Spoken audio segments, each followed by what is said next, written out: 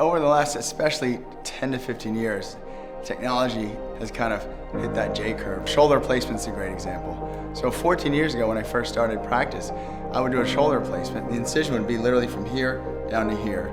It'd be fairly painful. Unfortunately, patients had to stay in the hospital 2 or 3 nights. Fast forward 14 years, due to the technological advances in implants, which are smaller, which create smaller incisions, better techniques, muscle splitting instead of cutting through muscle. We have it down now where the incision's quite small, and believe it or not, 80% of my patients go home the same day. And patients usually all pay meds within 1 to 3 days. That is a stark contrast to 14 years ago. So patients by far and away are very happy with their pain relief. And then on top of that, they have more function. They have more motion, more strength. A patient who can't play the sport that they love, because I love playing sports, and then you help them directly, they help themselves by recovering and rehabbing properly. And my favorite is when they get back to pickleball, tennis, swimming laps, golf, and they get back to the sport they love. That's why I do this.